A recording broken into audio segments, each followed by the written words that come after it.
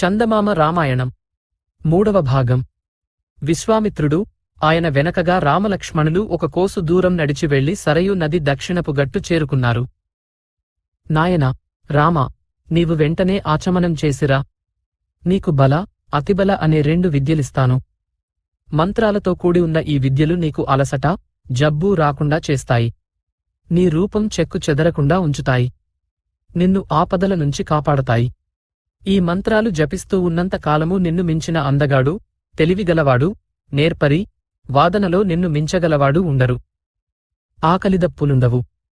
గొప్ప కీర్తి కలుగుతుంది అన్నాడు విశ్వామిత్రుడు. రాముడు సంతోషంతో ఆచమనం చేసి పరిశుద్ధుడై విశ్వామిత్రుడి నుంచి బలాతిబలలను గ్రహించాడు. ఆ రాత్రికి వారు సరయూ తీరాన విశ్రాంతి తీసుకున్నారు. తెల్లవారుతూనే విశ్వామిత్రుడు వారిని నిద్రలేపి సరయూ నదిలో స్నానాలు చేయించాడు. వారు తమ అనుష్ఠానాలు పూర్తి చేసుకుని విశ్వామిత్రుడి వెంట మళ్లీ బయలుదేరి సరయూ నది గంగలో కలిసే చోటికి వచ్చారు. అక్కడ ఒక ఆశ్రమం ఉన్నది. అక్కడ ఒకప్పుడు శివుడు తపస్సు చేసుకుంటూ ఉంటే మన్మధుడు ఆయన తపస్సు చెడగొట్టటానికి వచ్చి శివుడు తన 3వ కన్ను తెరిచేసరికి భస్మమైపోయాడు. అది మొదలు ఆ ఆశ్రమంలో శివుడి శిష్యులైన మునులుంటున్నారు. మన్మధుడు తన అంగాన్ని, అంటే శరీరాన్ని, అక్కడ పోగొట్టుకున్నాడు గనుక ఆ ప్రాంతానికి అంగదేశమనే పేరు వచ్చింది. రామలక్ష్మణులు ఈ విషయాలన్నీ విశ్వామిత్రుడి ద్వారా తెలుసుకుని ఆ రాత్రి ఆ ఆశ్రమంలో గడిపి మర్నాడు ఒక పడవలో గంగను దాటారు. ఆ తర్వాత వారు కాలినడకను ఒక భయంకరమైన అరణ్యం ప్రవేశించారు. ఎక్కడా జనసంచారం లేదు. విడవకుండా కీచురాళ్ల అరుపులు, సింహగర్జనలు, పులుల గాండ్రింపులు, అడవి పందుల గురగురలు, ఏనుగుల ఘీంకారాలు వినవస్తున్నాయి. చండ్ర, మద్ది, మారేడు, తుమ్మ, రేగు మొదలైన చెట్లు దట్టంగా పెరిగి మనుషులు చొర రాకుండా ఉన్నది ఆ అరణ్యం. రాముడా అరణ్యాన్ని చూసి ఆశ్చర్యపడి విశ్వామిత్రుణ్ణి, మహాముని, ఈ అరణ్యం పేరేమిటి అని అడిగాడు. విశ్వామిత్రుడు ఆ అరణ్యం కథ అంతా రామలక్ష్మణులకు వివరంగా చెప్పాడు. ఆ ప్రాంతంలో ఒకప్పుడు మలదము, కరూసము అని 2 గొప్ప దేశాలుండేవి. ఈ ప్రాంతాలలో తాటక అనే యక్షిణి, దాని కొడుకు మారీచుడనేవాడు చేరి 2 దేశాలను నాశనం చేస్తున్నారు. వారికి భయపడి మనుషులెవరూ అటుకేసి రావటం లేదు. తాటక సామాన్యురాలు కాదు, 1000 ఏనుగుల బలం కలది. అందుచేత అది సుభిక్షంగా ఉన్న 2 దేశాలను మహారణ్యంగా మార్చగలిగింది. ఈ మాట విని రాముడు, స్వామీ, యక్షులు అల్ప శక్తిగవారంటారు గదా, ఈ తాటక అనే యక్షినికి 1000 ఏనుగుల బలం ఎలా వచ్చింది అని విశ్వామిత్రుణ్ణి అడిగాడు. నాయనా, తాటక వృత్తాంతం కూడా చెబుతాను, విను. సుకేతుడనే గొప్ప యక్షుడుండేవాడు. ఆయన బిడ్డలను కోరి గొప్ప తపస్సు చేశాడు. బ్రహ్మ ఆయన తపస్సుకు సంతోషించి ఆయనకు కొడుకును ఇవ్వక 1000 ఏనుగుల బలగల కూతురు కలిగేలాగుమటుకు వరమిచ్చాడు. బ్రహ్మవర ప్రభావం చేత సుకేతుడికి తాటక పుట్టి పెరగసాగింది. ఆమె యుక్తవయస్సు వచ్చి మంచి అందగత్తెగా తయారైంది. అప్పుడు సుకేతుడు ఆమెను సుందుడనే యక్షకుమారుడికి ఇచ్చి పెళ్లి చేశాడు. వారిద్దరికీ మారీచుడనే కొడుకు కలిగాడు. వాడు పరాక్రమంలో ఇంద్రుణ్ణి పోలినవాడు, చాలా గర్వం కలవాడు. ఇలా ఉండగా ఒక సంగతి జరిగింది.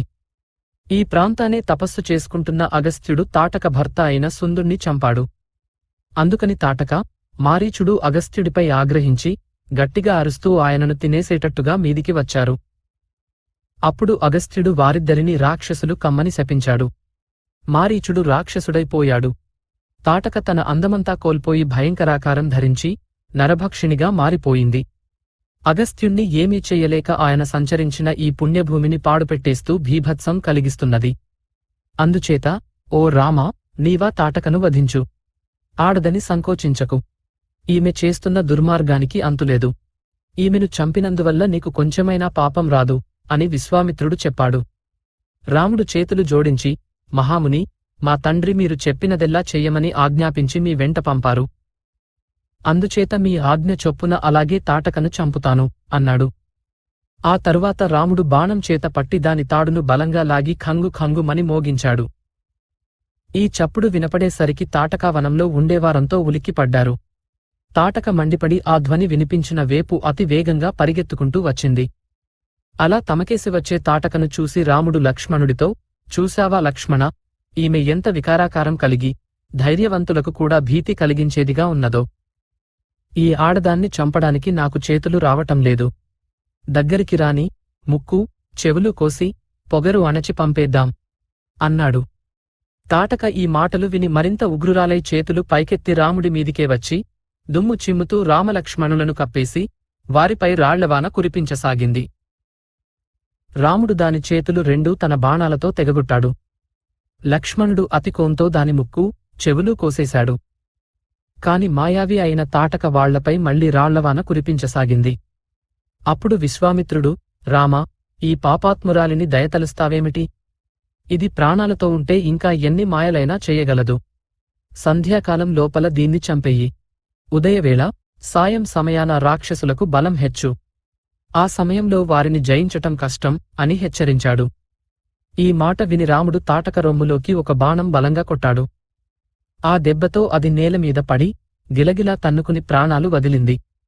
విశ్వామిత్రుడు పరమానందభరితుడై రాముణ్ణి దగ్గరికి తీసుకుని తల వాసన చూసి, నాయనా, ఈ దుష్టురాలిని చంపి చాలా మేలు చేశావు. ఈ రాత్రికి మనం ఇక్కడనే ఉండి తెల్లవారి మన ఆశ్రమానికి పోదాం అన్నాడు. మర్నాడు వేకువజామునే ఆయన రాముణ్ణి లేపి తాను శుచి అయి తూర్పు ముఖంగా కూర్చుని రాముడికి అనేక అస్త్రాల తాలూకు మంత్రాలు ఉపదేశించి జపం చేశాడు. అంతలోనే ఆ అస్త్రాలన్నీ రాముడి ఎదుట రూపంతో నిలబడి చేతులు జోడించి, మేము నీ భృత్యులం. ఏ పని చెబితే అది చేస్తాం అన్నాయి. రాముడు ఆ అస్త్రాలను చేతితో తాకి, ఇప్పటికి మీరంతా నా మనసులో చేరి ఉండండి అని చెప్పాడు.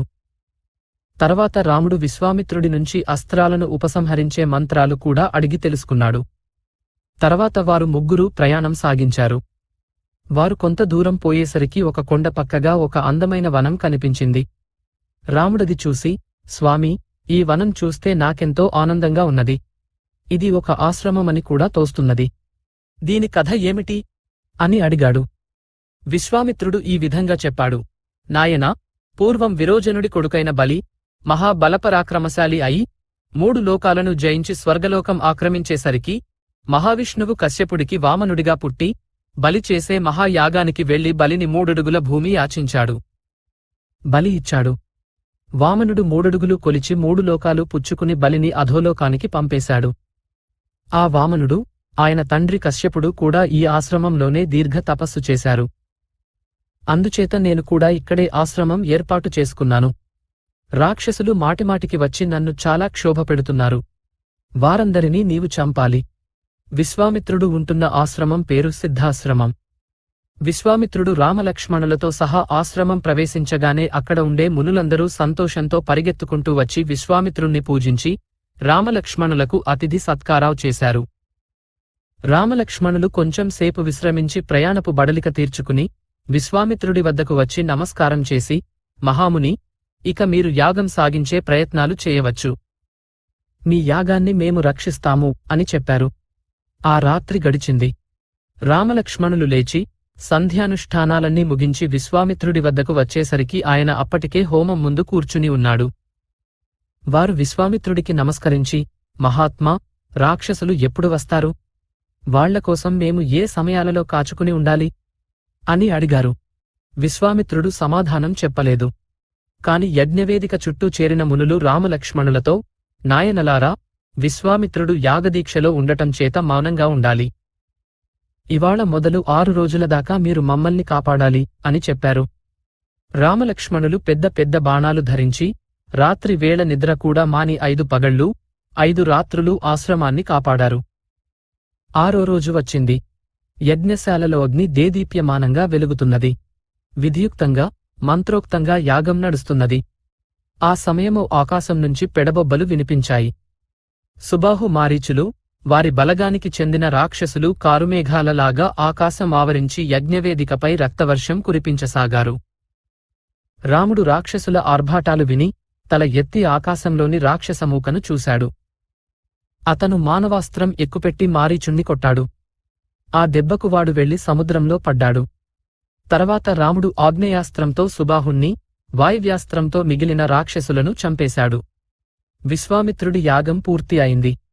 ఆయన రాముడితో, నాయనా, నాకు చాలా గొప్ప ఉపకారం చేశావు అంటూ అతన్ని ప్రశంసించాడు. చందమామ రామాయణం 3వ భాగం సంపూర్ణం. ప్రస్తుతానికి స్వస్తి.